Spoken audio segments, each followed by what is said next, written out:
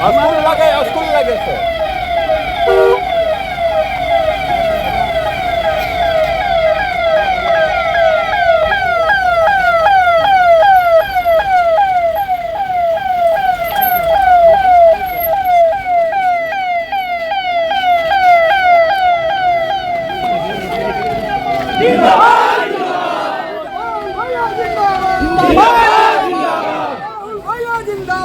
जिंदाबाद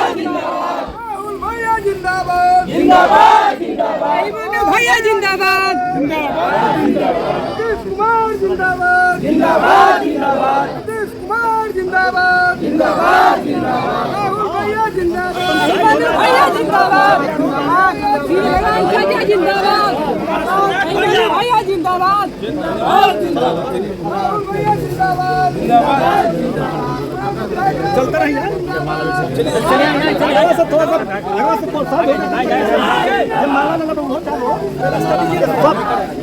माला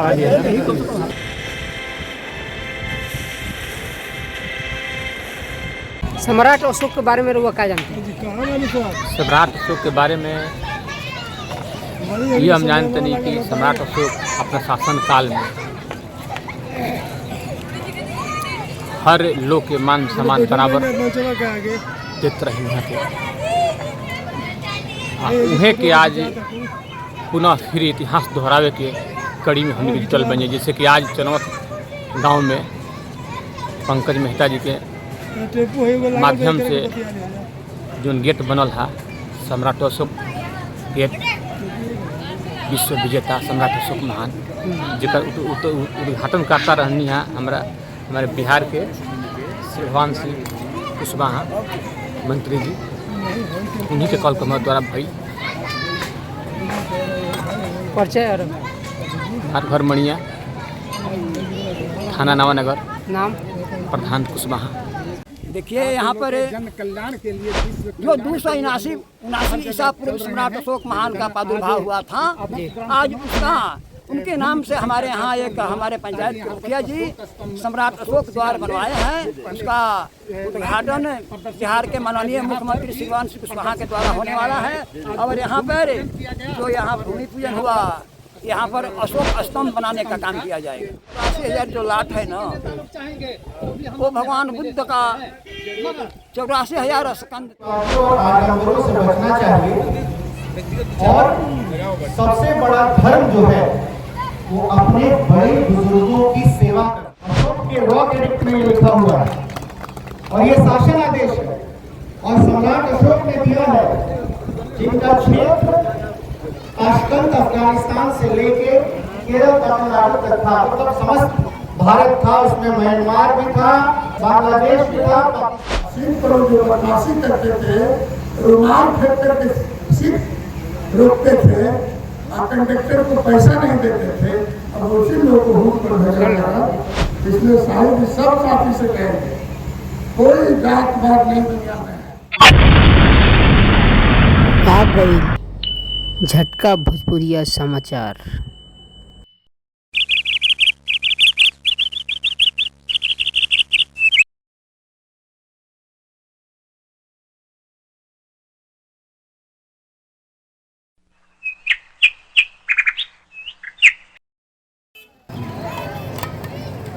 सम्राट अशोक द्वार के आज जौन बा शिलान्यास भइला और भूमि पूजन भी भइल हटे, एकरा बारे में रुआ का कह चाहते हैं? बहुत अच्छा भाई दूसरा हम बेसी ना बोलो।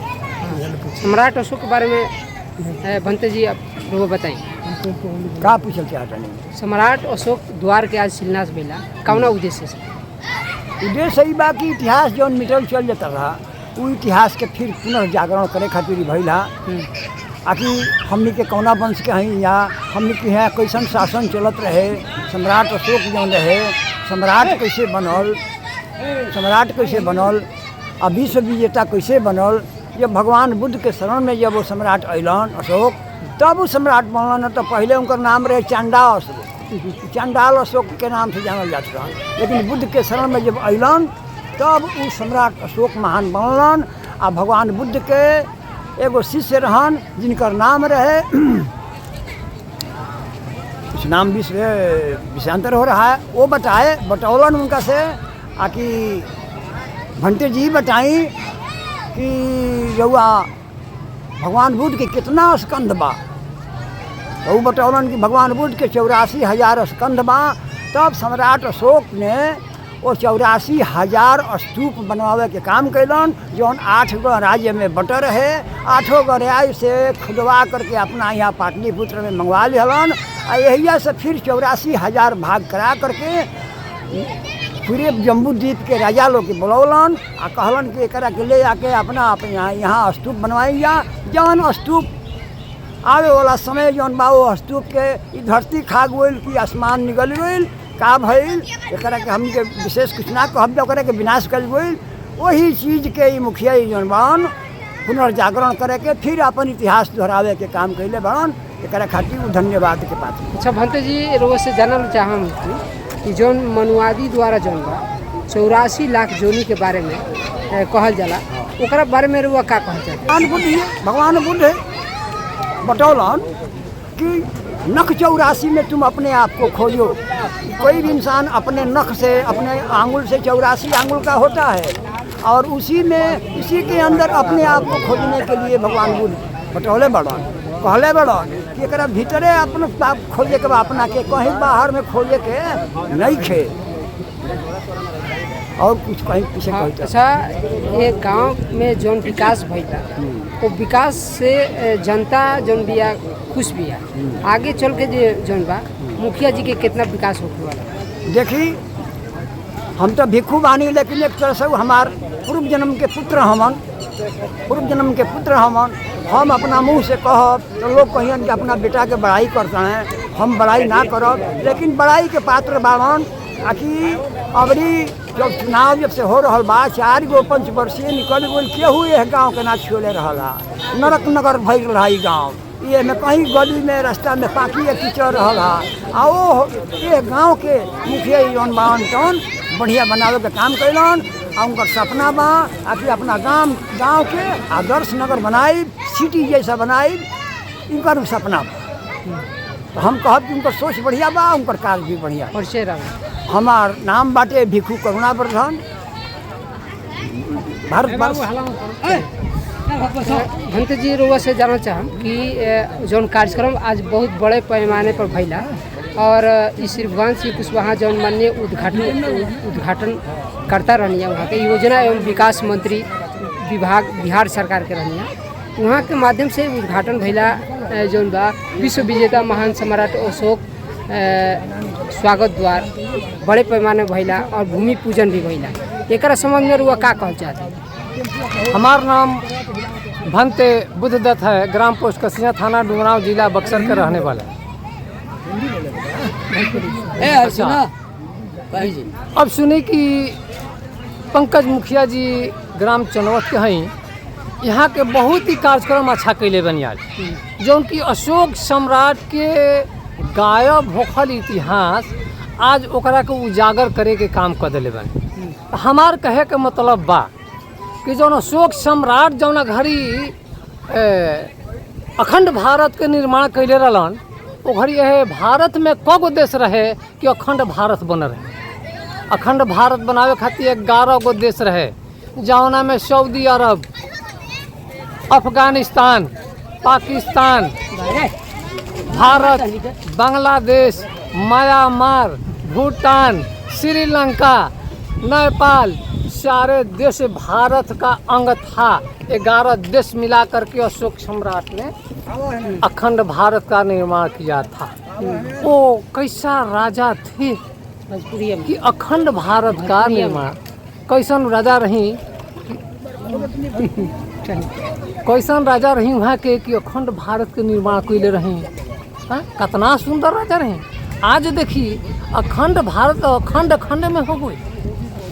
आज सिर्फ भारत ही रही बोले गो, ये 10 देश एक से अलग हो गए।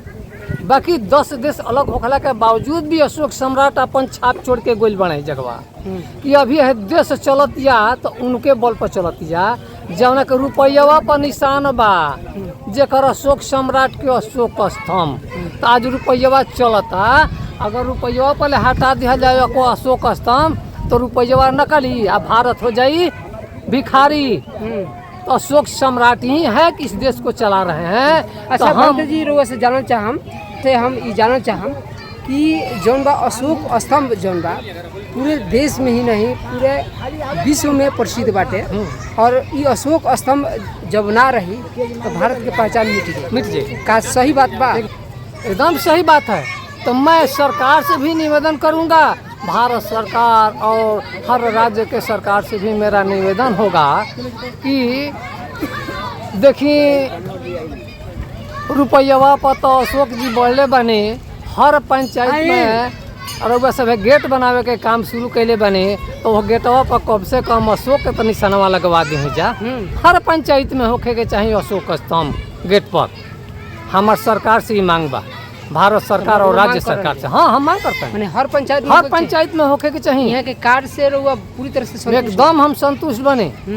ऐसे कि अखंड भारत है, अशोक के धरती है, तो उनका नाम ना मिटे के चाहिए, उनका निशान रहे के चाहिए। रुआ से हम जानना चाहम कि बिहार सरकार और भारत सरकार से रुआ का मांग कर चाहते हैं कि जौन की सम्राट अशोक विश्व विजेता महान वहाँ के चक्रवर्ती सम्राट रही और ये देश जौन बा सम्राट अशोक के नाम से भी जाना जा रहा, चंद्रगुप्त मौर्य के नाम से, यानी मौर्य साम्राज्य के जौन बा पूरा इतिहास जौन बा भारत में रहे, ये इतिहास मिट गई। आखिर एक वजह का रहे कि चंद्रगुप्त मौर्य के 10वां परनाती कहल जाए या शरणार्थी कहल जाए, जेकर नाम रहे बिहद्रथ। बिहद्रथ राजा जब तक से रहला ये भारत देश गुलाम ना भई रहे केहू के हाथ है। जब राजा बिहद्रथ के हत्या कर दिहल गई तब वो गिला के हम नाम का बताएं कि के रहे, जेकर नाम रहे पुष्यमित्र शुंग, जो बिहद्रथ का हत्या की, बिहद्रथ का हत्या करने वाला। उनके हत्या करने के बाद ये देश गुलाम होखे लागल, देश बाँचल ना, खंड खंड टूट गई, बिखरी गई, कि दूसरे के हाथ में चली गई पूरा देशवे। आज वैसा राजा के हाथ में रही तो देश में समानता रही, समानता एक समान, बाघ बकरी एक घाट पर पानी पी ताजू। ताकि जब समानता नहीं रह गई भारत में, यहाँ छुआ छूत भेदभाव नीच ऊंच सारा कुछ यहाँ पर है। पूरा भारतीय खंड खंड हो गया, एकदम भारतीय खंड खंड हो गया। का लागत है कि आवे वाला सम्राट अशोक के जो सपना रहे वो पूरा जो बा अखंड भारत वाला फिर पूरा हो पाई, यानी के लागल बनी जा कि फिर से अशोक सम्राट के सपना वापस हो जा। मगर यह जगवा के जो हमने के मूल निवासी बने, अगर हमने के बात के समझ ले कि हम यहाँ के मूल निवासी हैं, हमार का कर्तव्य बा, तब फिर वापस जा सकता उनकर विरासत। कोनो ज़्यादा समय ना लगी। अगर यहाँ के मूल निवासी हमने के बतिया के समझ ले तो हमारा उन लोग 10 साल में करा लौटा दे जा। इतना रुआ एकदम मतलब कन्फर्म? हाँ एकदम कन्फर्म मानी कि 10 साल में लौटा दे जा। दिन रात हम चौगुना काम करते हैं। हमारा नाम भंते बुद्धदत्त है, ग्राम पोस्ट कसिया, थाना डुमराव, जिला बक्सर के रहने वाला हूँ। हमारे पिताजी का नाम डॉक्टर राजेंद्र प्रसाद सिंह है, जो होम्योपैथ के डॉक्टर थे, साथ एक्सपोर्ट्समैन चैंपियन अपने समय के स्टूडेंट थे। के रहे वाला हैं जा तो बहुत तरह के हमने के बात जानकारी माने से अलग रहनी है जा, लेकिन अब धीरे धीरे हमने के माने यह जानकारी से अवगत होखल बनी जा कि हमने के सही मायने में जौन सम्राट अशोक 84,000 स्तूप बनौले रहे वो स्तूप कहाँ हो भैल का 2-4 गो कहीं कहीं दिखाई देता, लेकिन आज हमने के सब विलुप्त हो गई बा। जैसे आज एक कारण का बा जौन कि यहाँ के चाहत है कि इतिहास बचाओ चाहते एकदम, लेकिन इतिहास बचाओ चाहता इतिहास धीरे धीरे मिटा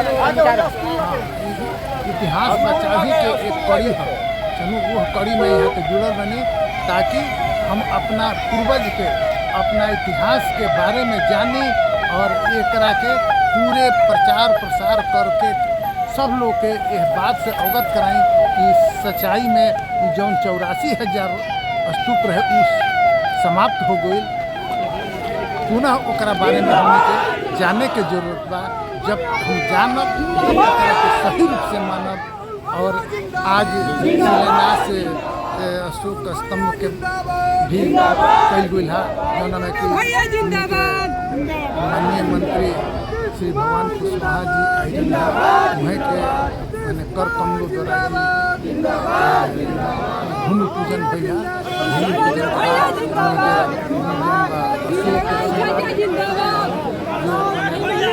द्वार बना है द्वार का उद्घाटन करनी है ना।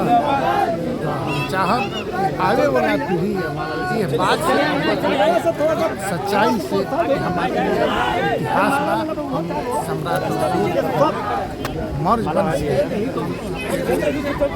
पीढ़ी बानी के बारे में अपना आयु वाला भी पीढ़ी के बारे में बताई कि हमारे इतिहासकार और केकर पूर्वज बानी। जब हम अपना पूर्वज के जानब तो हम अपने पूर्वज के माने के कोशिश करब। ये संदर्भ में हम आज आदर्श ग्राम चनौत आदर्श मुखिया पंकज कुमार जी के ये समारोह में उपस्थित मानी जा। पूरे भिक्षु संघ उपस्थित बा और भिक्षु संघ के द्वारा ही यह कार्यक्रम समापन कल गई है कि आगे वाला पीढ़ी हम अपना इतिहास के भूलब ना और भूले ना देहब।